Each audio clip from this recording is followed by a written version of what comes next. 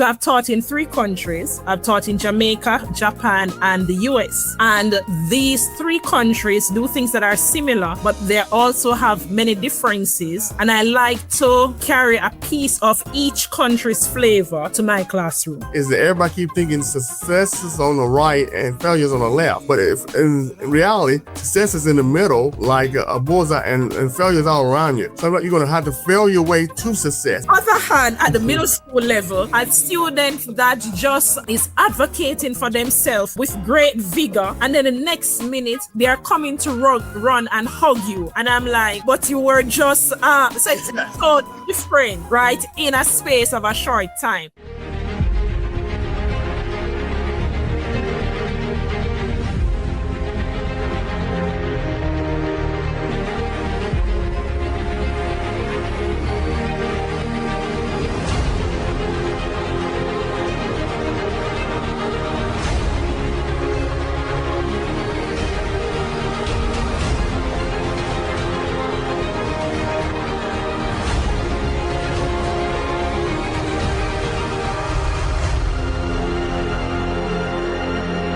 Hello, everyone. Welcome to the Career Education Learning Center podcast. I'm your host, Mitchell Rivers.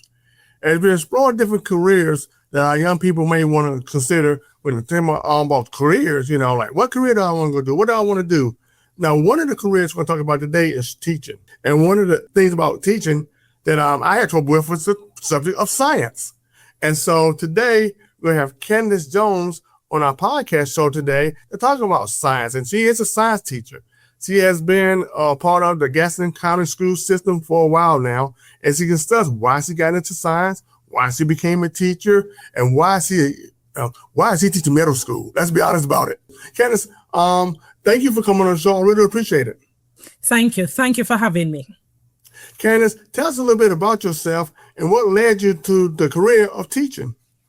Okay. Ever since I've known myself, I've always been teaching persons. So as far back as I can remember, I've been teaching persons my same age and also persons who are older than myself, right? So because of that, to me, teaching is almost like breathing, right? So it is something that is near and dear to my heart. I really love explaining things to people and seeing when it clicks in their minds that I finally understand that is an incredible feeling. There are few things that I think on this earth that can replace that feeling for me. Also, I have family members who are educators. My father was a principal. My aunt was a university lecturer. And even when I was probably about 6 years old, they have always included me in conversations when they were talking about their jobs and how they are trying to solve educational problems. And they would ask me, the young child, what do I think? What would you do as a lecturer in this, if you were in that position, and how could you explain this simpler? And in my mind at that age, I was saying, that's a real wild question to ask a young person, but I'm saying, okay, I'll try and answer it. So I am used to thinking through educational problems and solving them from a young age. So for me, I just think that it was such a big part of my life that it seemed like the most expected outcome for me. And not only that, ladies and gentlemen, you can tell by her accent, she's from Jamaica. She is a native Jamaican. As I said, it's wrong, ladies and gentlemen. And so did you go to college in Jamaica or did you go here in America? So I did my undergraduate degree. I did a double major in pure chemistry and zoology. Right. And then a few years later, I did a postgraduate diploma in science education. So that got me my credentials as a teacher. But I chose to do the double major in science because I wanted a good foundation in science so that I could be able to explain the concepts better, I thought. So that was the reason I did that. And then last year, I got a master's of education in administration and supervision at Liberty University here in the US. Wow. So that begs the question, And I also come from a teaching family. Also, Candace, my mother was a teacher. My aunt was a teacher. I got aunts, cousins, all over the place teachers. So I'm used to those educational questions and making me think when I was little. Okay. So we did your family support you coming to America to teach when you was already in Jamaica? Yes, they were. My family has been very supportive, especially of all my ideas, and they would help me to think through how I should do things and to try to optimize for better outcomes. So with coming to the US, one of the reasons I wanted to come here was because I have family over here, but also one of my drives as an educator is to understand education systems in different countries, see what are their strengths and learn about it, and then learn how to apply it in my practice. So I've taught in 3 countries. I've taught in Jamaica, Japan, and the US. And these 3 countries do things that are similar, but they also have many differences. And I like to carry a piece of each country's flavor to my classroom. Wow, that's a great experience right there in 3 different countries, and you bring different flavors to each one. So, so you taught in Japan. How was that experience? Tell us about that. I know my audience want to listen. But what about that, Mr. Rivers? Ask about Japan. Ask about Japan. So how was that experience teaching in Japan? You're sounding like my students here in the US. But because for the first class, we normally introduce ourselves to our students. And that's one of the questions they normally ask me. Well, teaching in Japan was very lovely for me. Right. The system was very structured. They were an on-time culture. So being on time means being 15 minutes early. That's what being on time means in that culture. But as it pertains to teaching, I learned a lot there because my Japanese is squishy. I only know a little bit of Japanese, right? So I went over there not even knowing how to properly introduce myself in Japanese. But I was an English language assistant teacher over there. And my purpose was to immerse the students in English. So I didn't really have to speak Japanese. But for my students, the ones who were struggling, I chose to learn some Japanese, especially the target language that I was teaching that day, to be able to say that to them in Japanese so they can understand something for the entire class. But for most students, because they are exposed to English, because like, for example, when you ride the trains, they speak in Japanese, but they also speak in English. Yeah. Right. And many of the signs are in Japanese and English. So they have been immersed in English from they are very young. So most of them were able to understand. And I taught at the middle school level over there as well. So that was very interesting. That is very interesting, ladies and gentlemen. And it's been told me by many educators in my family, out of my family, that middle school is one of the toughest or challenging areas. So if you go elementary, middle, and high school, middle school has one of the toughest areas because those young people, and God bless their souls, is that you're in between the age where you want to be independent, but you're not quite ready to be on your own, but you want to be on your own, and then your hormones going all over the place, and you don't know how to react with that hormones, how to take your frustration out, how to laugh, how to cry. You do all that in 1 hour. Yes. So my experience at middle school, because in Jamaica, I was teaching at the high school level. And I normally taught grade 10 and grade 11 mostly. I did teach grade 9, but I was mostly at grade 10 and 11. So for me, going to teach middle school in the 2 countries that I'm not teaching at home was a big a big grade shift, because students in grade 10 and 11, they are much more mature, right? Yes. Just as you just said, right? So the differences in their behavior from morning to evening is much more even keel. They are still teenagers, and but they are more independent and they are more sure about who they are, right? But on the other hand, at the middle school level, a student that just is advocating for themselves with great vigor, and then the next minute they are coming to run and hug you. And I'm like, but you were just so it's so different, right? In a space of a short time. So I had to get used to that and to try to be much more open, right? Because in my classroom, I can think that I'm a bit strict because I like structure, and especially for students, children, structure is essential the younger they are, because for example, they depend on that to know how to operate well in your class. Right. But for me, I have to be a little bit more open, right, to them, because they are showing their emotions more, and they are dealing with learning how to be more emotionally consistent and accountable. Yes, they really are. So, to me, you had two challenges, but I'm gonna ask you: have you always been into science? Because science, and I talked to Candace earlier this week, has always been a challenge for me. And so, were you always interested in science?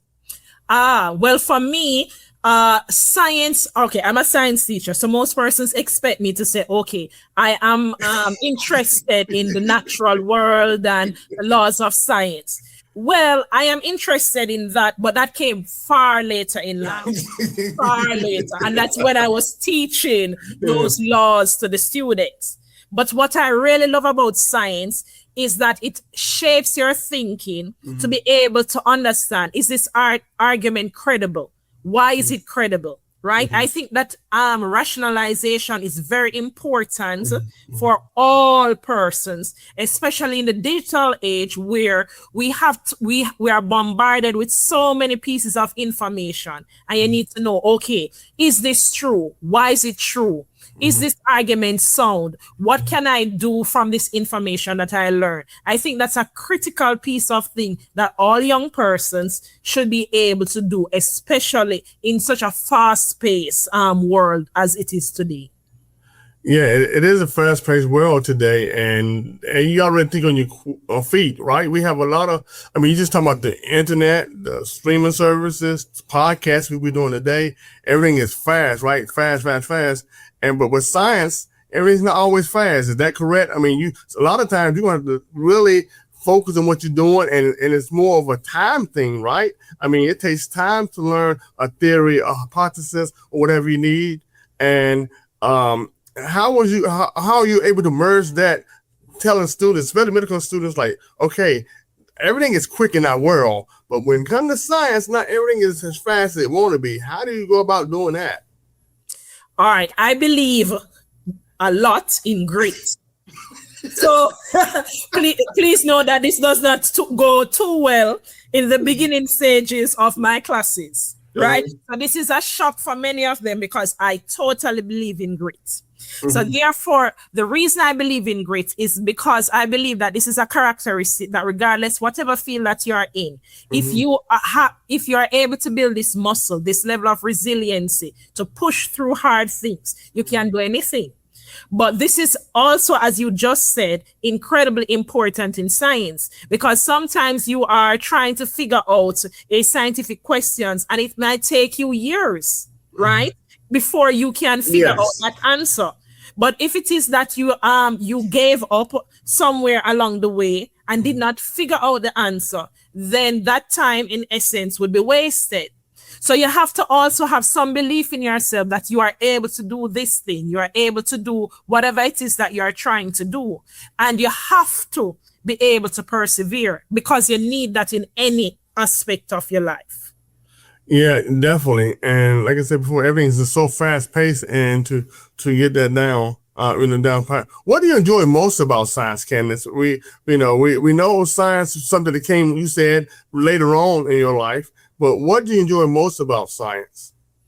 For me, the story that led to the scientific discoveries. Oh. Right? So for me, when I was learning science, a lot of it was always about the theories and then what the theories we're able to do with these theories, right? But for me, how they arrived at the theories was far more interesting, right? And therefore, sometimes once it is that I have the time, I try to give them a background of a scientist to Yes. show them that these persons are just like you and I. And these persons, sometimes they did not arrive at the answer in the way that you expected, right? So that they can understand that I can see myself as a scientist, even if it is that I am not whatever picture that they have in mind that a scientist should be. Yeah, because you have to give them that background on a person that came up with any theory or any hypothesis. And sometimes, probably a lot of times, they just come upon that, right? Sometimes it was a mistake or accident, you know? And then sometimes, like I learned from Edison or whatever, it took a long time to develop what they want to develop, you know? And many failures, I think, and I taught this before, is that everybody keep thinking success is on the right and failures on the left.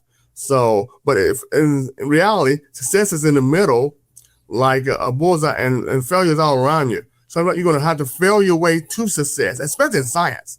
You're going to fail your way into success. It's rarely that things just come about the way you want to in science. You know, if you wanted to do this, to do that. You know, science and engineering about the same in that sense that it takes time to complete what you want to complete or to get the hypothesis you want to get.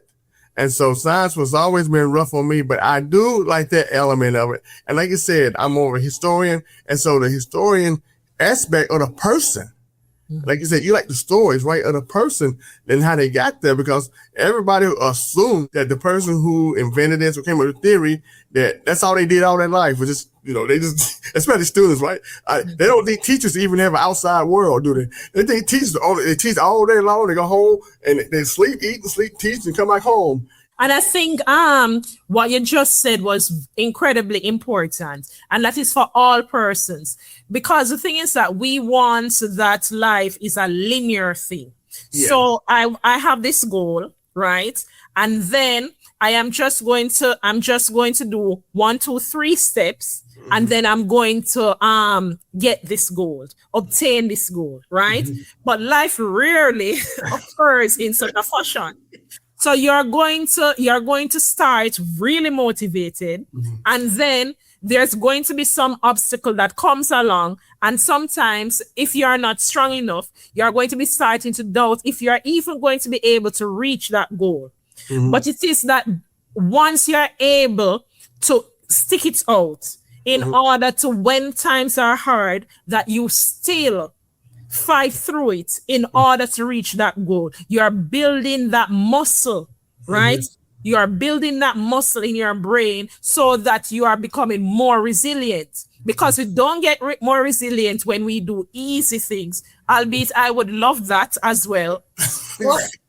But we get resilient when we do or overcome obstacles that are difficult for us.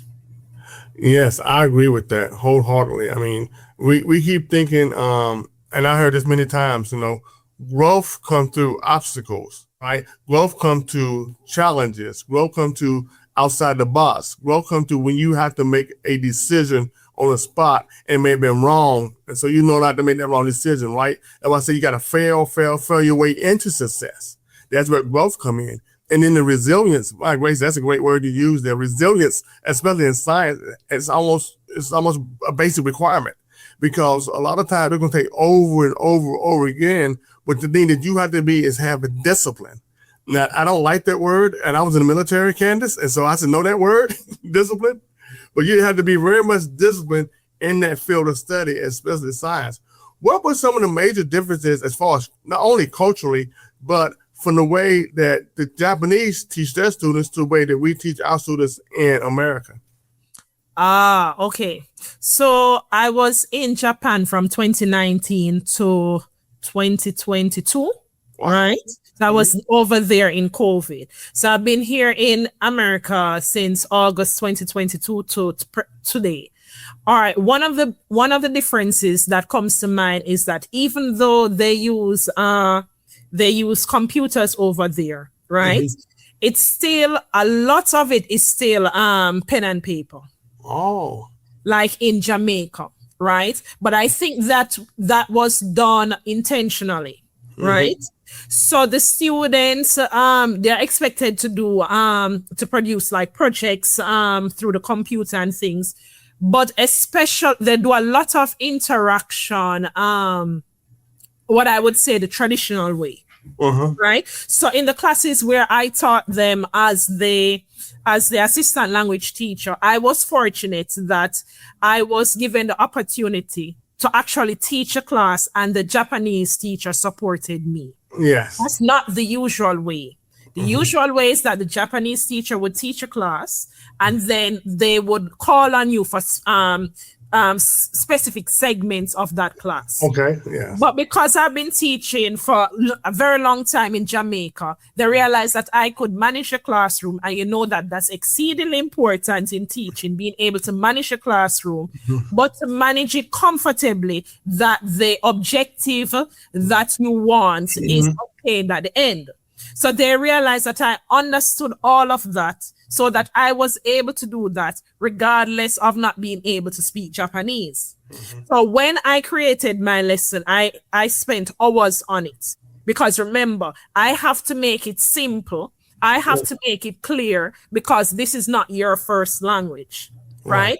So I taught through simple language and a lot of games, and I did use PowerPoint to present the concepts, right? So that was done visually and through videos, right? So that they are hearing other English speakers, right? So not only myself, right? And then we had a lot of interaction.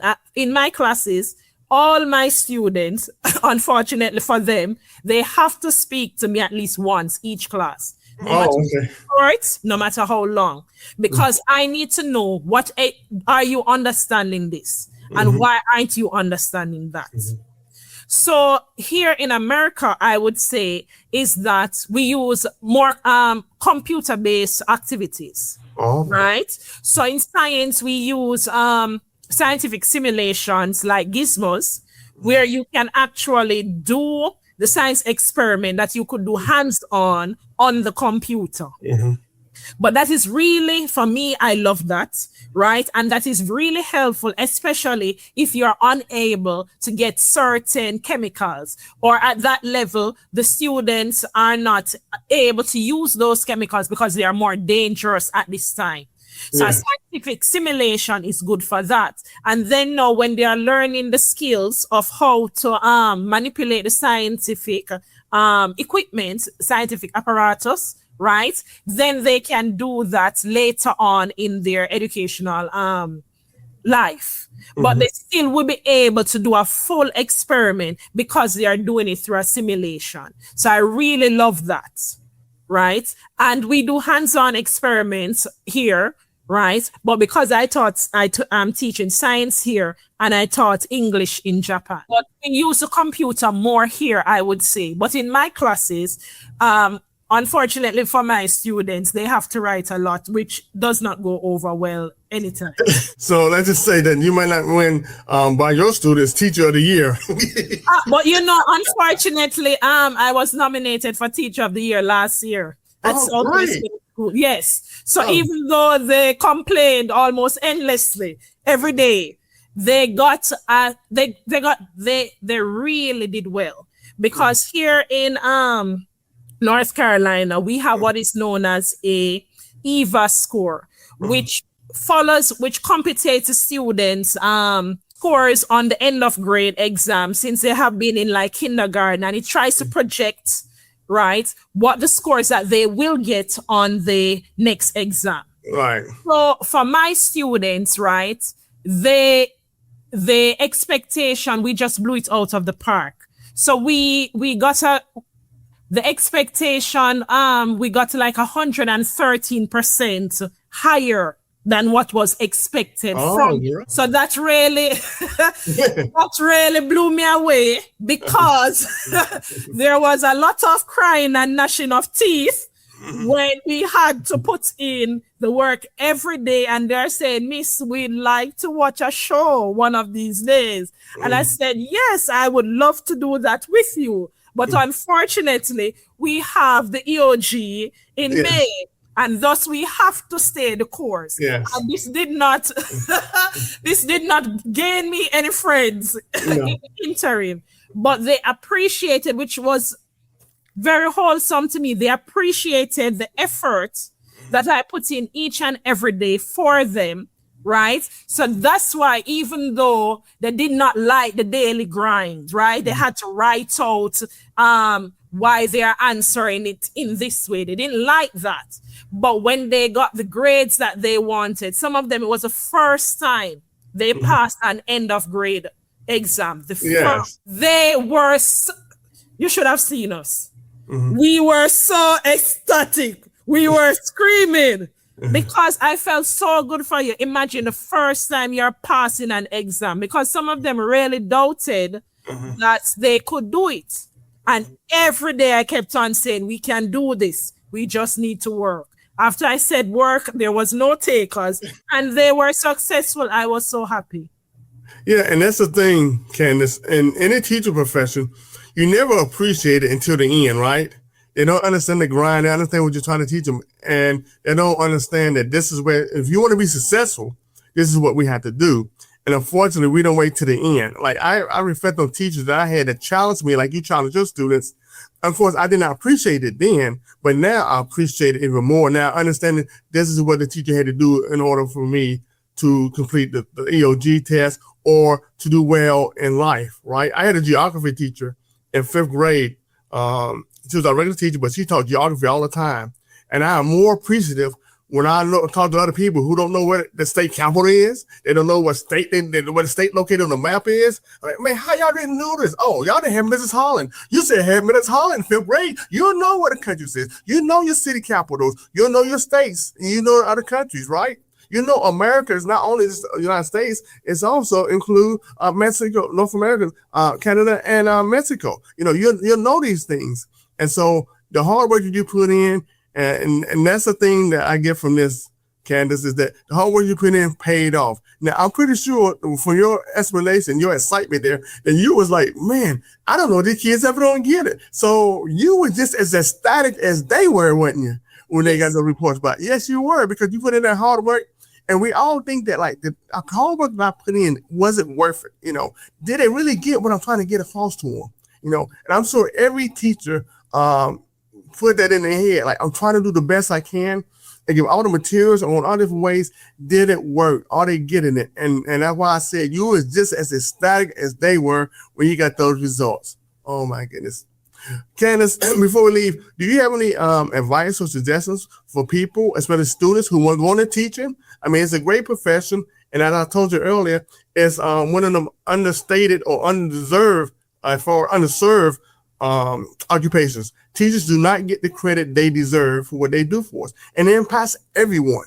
Everyone goes to school in order to learn, and they don't realize how important you were. It's what all the teachers are until at the end. It's, oh, yeah, Mrs. Candace Jones. Oh, I remember Miss Jones. Boy, she taught us well, you know. So do you have any suggestions for students who might want to go into teaching?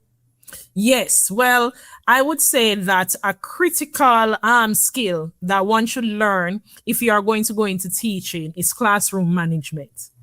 You might be good at explaining mathematical concepts, science concepts, something in English. But if you are unable to manage that classroom, you will be miserable and the students will be miserable, right? So before you can even say anything about any content, you have to learn the skill of being able to manage students, even if they are adults, even if they are children. You have to be able to learn that skill, and then now you can start teaching about the content. So you have to learn how to put the expectations of your class in place first in order to be an effective educator. So I would suggest that before you take up any teaching role, that you go in a classroom. If it is to volunteer, do substitute teaching, something, right? In the summer, do a summer school class so that you can go in. Right. Instead of going into this the first day of teaching and thinking, This was not what I expected. Well, Candace, and I think that's great advice. I have not heard that advice before, suggested before. So, ladies and gentlemen, you heard it here, and I think it's very important. And I think my brother, who's also a teacher, where he's retired now, he said the same thing. That classroom management is the most important thing you have, because if you don't have classroom management, you won't be able to teach anyone without that management. Candace, thank you so much for coming on the show today. I really appreciate it. Thank you for having me, sir. And I thank our viewers and listeners for joining me, Mitchell Rivers, on another terrific episode on the Career Education Learning Center podcast, where we're making your career dreams come reality. God bless.